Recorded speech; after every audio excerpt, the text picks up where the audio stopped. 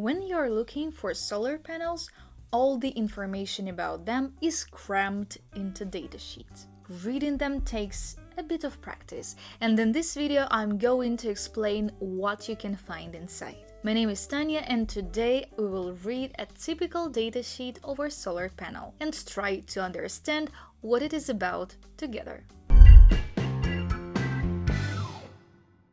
The best way to get familiar with solar datasheets is to read one. Let's pick a panel and look through its specs. For this video, I picked Qcells Q.PEAK Duo solar panel, one of the most popular models among our customers. You can download the datasheet to follow along. The link is in the description. The first page of a datasheet usually contains the name of a panel, power output, a photo, and a short description. It's simple enough for anybody, even without technical proficiency. A model of a solar panel usually has several wattage variations, which is why power output is given as an interval. Here you can see two photos, because there are two variations of this model. Sometimes the first page has information about the warranty, certifications, and how the panel is supposed to be used. Some brands add a little About Us section and contact details. Some skip the first page altogether and jump right into specs. So now we go to the second page, where things get serious and lots of terrifying numbers appear. So what do we have here? The main page of a datasheet is split into several sections. Mechanical specifications are mostly about the physical properties of a panel. How big is it? What is made of, and what are the parts of a module. Electrical characteristics table focuses on the power output and efficiency of a panel. Properties for system design provides the data that you need to design a solar system out of these panels. Qualifications and certificates section has all the tests that panel had to undergo. The datasheet of your solar panel doesn't have to be like this, and the sections may be a little different. For example, some manufacturers make separate sections for operating conditions and shipping information. Still, all the datasheets contain roughly the same data, and it's mostly about how the engineers decide to structure it. Let's look at each section and figure out what they're all about. We start out in the mechanical specifications section. Most fields here are self-evident: size, weight, front cover, back sheet frame. Cells is where it gets interesting. The most common types of cells used in solar panels are monocrystalline and polycrystalline. Polycrystalline cells are made from multiple silicon crystals, and monocrystalline cells are made from a single silicon crystal. Mono cells are more efficient. Poly cells are slightly cheaper, but you see them less and less today. So next you see the word quantum here. What does it mean? It is basically just a name for a special cell design that only Qcells use. There are many different cell designs, and most of them simply increase the efficiency and improve performance in certain conditions. For example, there are PRC cells that do better than normal cells in cloudy weather. Qcells quantum technology, as far as I know, based on PRC cell design. Or there are heterojunction cells. They lose less energy at high temperatures. Bifacial cells capture light from both sides of the panel. Here you can see half-cut cells mentioned. To make a half-cut cell, manufacturer splits a solar cell into half with a laser. It improves performance, durability, but most of all, it increases resistance to shading. Half-cut cell design doubles the number of cells in a panel. That's why a 120-cell panel with half-cut cells is the same size as the 60-cell solar panel that you might find. I see standard cells less and less, and I think that at this point, half-cut cell design is the standard. The number of cells in a module hints at how the panel is supposed to be used. If a panel has 120 or 132 cells, then it is more likely that it is going to be used for a home installation. If you have a 144 cell panel or larger than that, it is better in commercial and industrial projects. This line between home and commercial solar panels is blurry, and you can put on your roof whatever you like, as long there is enough space for it. Bear in mind though that these large commercial size panels are floppier and more fragile. In general, we don't recommend large panels for areas where storms and harsh weather are common. Okay, what is next? We have a junction box, cables, and connectors. The junction box is a connection point for electrical components within the panel. It protects the wiring and connections from the outside world. You can see IP rating here. It is called an ingress protection code and indicates how well a device is protected against water and dust. The first digit stands for protection against solids and the second one is for protection against moisture. An IP67 rating means that the device is protected against dust and water jets from any direction. The datasheet often mentions that the junction box has bypass diodes. Bypass diodes split the module into independent sectors and increase its shading tolerance. If a solar cell in one of the sectors gets shaded, a bypass diode doesn't allow it to influence cells in other sectors. Okay, cables. The gauge and the length, pretty clear. Each cable ends with a connector. Staubli, which is mentioned here, is a provider of these connectors. The standard for the industry is called the MC4 connector. The connectors from different brands can have different names, but what is important is that they are all MC compatible. You can see that connectors also have an IP rating. Okay, good. Done with this. Next we have electrical specifications, which is the most important part of the datasheet. This is where you can find the voltage, current, and expected power output of the solar panel. The power output of a solar panel is measured in watts. It indicates the amount of electricity that the panel can produce under standard test conditions. I'll come back to those conditions a bit later. At the start, I mentioned that each model has variations in wattage. It's also called the power class, and you can see it here. Solar panels with the same power class should have similar power output characteristics and efficiency. This datasheet indicates power output as power at MPP, which is maximum power point. It's the combination of voltage and current at which the solar panel delivers the most power. I think I've seen datasheets where the power output is not mentioned at all, and instead there are just voltage at MPP and current at MPP. If you multiply the two, you will get power at maximum power point. You can see voltage at MPP a bit lower here, VMP. The voltage is measured in volts. It's the force that pushes the electricity through the wires from the panel to the loads or to a battery or inverter. You can think of it as the pressure that pushes the water through a hose. The voltage at maximum power is what a solar panel provides when it is operating at its fullest capacity. And here is current at maximum power, IMP. If voltage is like pressure in the pipes, then current is like water. It is measured in amperes and shows how much electricity is flowing at a given moment. IMP is the current output of a solar panel when it is at its best. Now we also have short circuit current, ISC. It refers to the maximum current that the panel can generate when its output terminals are short-circuited. In other words, it is the current that flows through the circuit when there is no load connected to the panel. When the output terminals of this solar panel are short-circuited, it can produce a maximum current of 11.14 amperes. Suppose you were to connect an ampere meter directly across the positive and negative terminals of the solar panel. In this case, that's how much it would show when the panel is operating under standard test conditions. Similarly, the open circuit voltage of a solar panel shows the voltage across its terminals when there is no external load.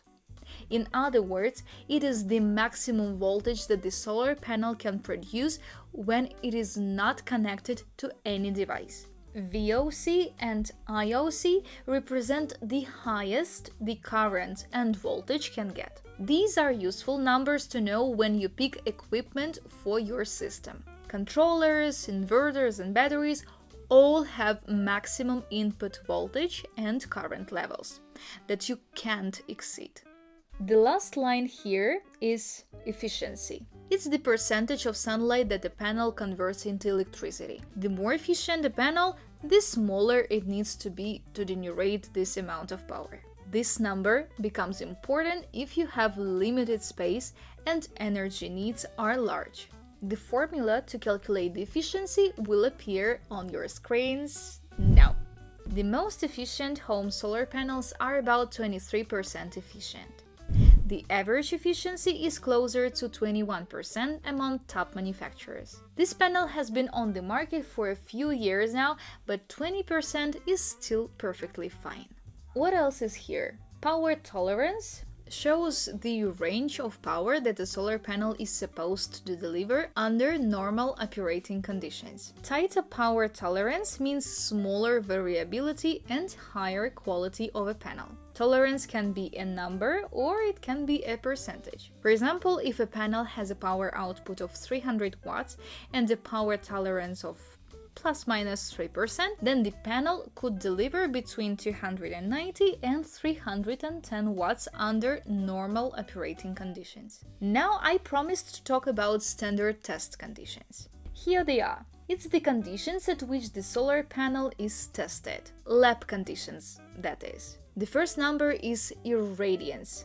1000 watt per square meter. Roughly resembles the amount of sunlight that the panel gets at midday.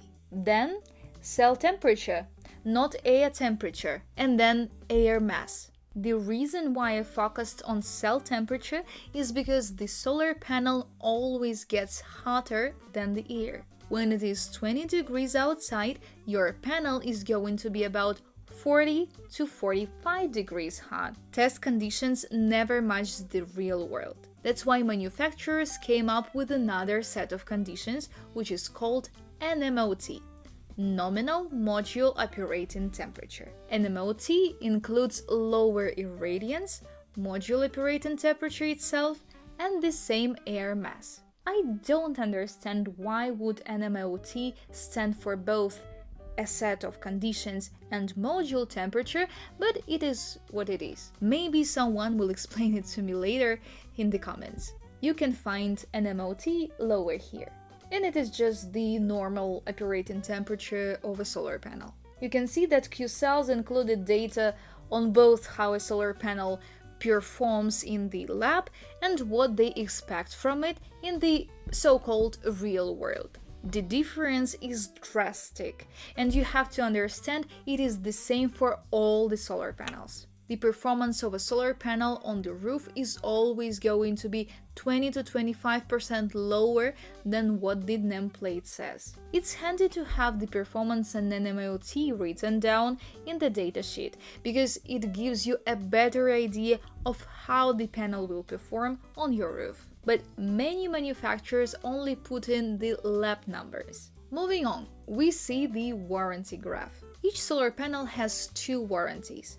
In this case, they both last 25 years. One warranty is for the product and it protects you from all kinds of defects of the panel. The second one is for performance. The power output of a panel goes down as the years go by, and the datasheet specifies the rate at which the panel loses power. In this case, you can see it 0.5% per year, plus the panel loses about 2% in the first year. After 25 years, this panel is supposed to have over 86% of rated output. That's the promise. That's what the performance warranty is about. On the right, you can see the graph that shows the relationship between efficiency and irradiance. The less sunny it is, the less power the panel provides. Sometimes the datasheet contains an IV curve instead that shows how current and voltage change with lower irradiance. Unfortunately, I never find these graphs helpful because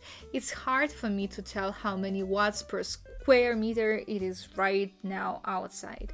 What is important here is to remember that the production of your solar panel always changes. It depends on the irradiance, temperature, shading, and the angle at which the light strikes. At the end of this section, we can see temperature coefficients. These show the relationship between a solar panel and temperature and indicate how production changes when it is hot. Temperature coefficient of short-circuited current shows that the current grows slightly for every degree above 25 Celsius. Again, we talk about cell temperature and not air. The voltage, on the other hand, is going to fall significantly, and the most important is how power at maximum point changes. Here, it drops by 0.34%. In general, on a hot summer day, you can expect a solar panel to lose about 10% of its production just because of the heat. There are panels from Panasonic, REC, and SunPower with heterojunction cells, and they have lower temperature coefficients, which means that they lose less energy when it is hot. The last thing here is nominal module operating temperature, which I have already brought up before. It represents the temperature that solar cells reach when it is 20 degrees Celsius or 68 Fahrenheit outside. The irradiance is at 800 watts per square meter with a wind of 1 meter per second and open backside mounting. Generally, this number varies around 45 degrees Celsius or 113 Fahrenheit. The lower the NMOT, the better. But I wouldn't call an important number when choosing a panel unless you live in a hot place. Next, we have Properties for System Design section. It helps installers to set up the solar array and connect it to the grid. It also contains data on the durability and fire safety of a solar panel. First, we have the maximum system voltage, which refers to the highest voltage that the system can handle safely. This particular solar panel can safely operate at voltages up to 1000 volts. This means that when you are designing a system and you want to connect panels in series, the combined voltage of all panels should not exceed 1000 volts. For example, these panels have an open circuit voltage of roughly 45 volts. You can connect up to 22 panels in series without exceeding the maximum system voltage. Next, we have maximum series fuse rating. Fuses, as far as I'm aware, are used less and less, but the number here shows what kind of fuse you should pick to prevent an overcurrent situation. In this case, the fuse should be rated for 20 amperes. The maximum load of a panel represents the durability of a module. You can see that in this case we have both the design and test load of a panel. The design load represents what the solar panel is expected to withstand at normal operating conditions. The test load is a higher than design load applied during testing to verify the panel's performance and safety under extreme conditions. Front load shows how much pressure the front of the panel can handle from wind or snow. Rear load is the maximum pressure from the back. The wind can get underneath the panel and try to tear it off the roof. This Q-Cells panel has a design backload of 2600 pascals. This is strong enough to withstand a 140 mph wind. Next, we have a part about fire safety. Class 2 means that the module is certified as a double insulated or reinforced insulation product. There are also Class 1 and Class 3 PV modules. Class 1 panels always need grounding because they have exposed conductive parts that can cause electric shock if you touch a panel. This is the most dangerous class. Class 3 are safety extra low voltage products. They are designed to eliminate the risk of electric shock, the safest kind of panels. The fire rating is based on standards set by the American National Standards Institute and underwriters' laboratories. The Type 2 classification indicates that the PV module has undergone fire testing and meets the criteria for fire safety. There are also Type 1 or Class A panels, which are protected even better. The final stop here is certifications and standards. Certificates for solar panels are granted by independent entities. Their businesses are entirely dependent on their fair judgment and sound reputation. Here we see a few certifications that are quite common for a typical solar panel. First, we see UL and IEC 61730. This is a standard set by underwriters' laboratories and International Electrotechnical Commission. This certificate is granted when a panel has undergone a series of tests that prove it is safe to operate. Tests include things like thermal cycling, hail impact, and resistance to wind and snow loads. There is also 61215 certificate here that shows that the panel is tested to perform as well as its claims. The CE mark shows that the product is safe for people and may be traded freely in any part of the European Union. There is also TÜV Rheinland mark.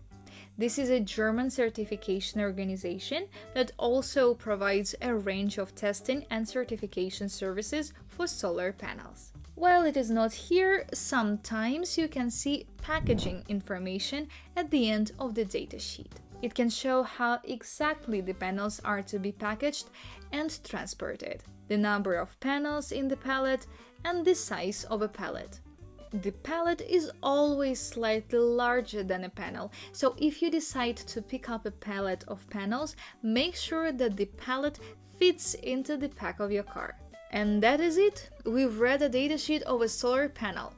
If you still have some questions left, don't hesitate to put them in the comments. Our panels at A1 SolarStore always come with datasheets, so if you want to practice, I suggest you go and check them out right now. Let me know if you like this video, subscribe, and I'll see you next time. Bye bye.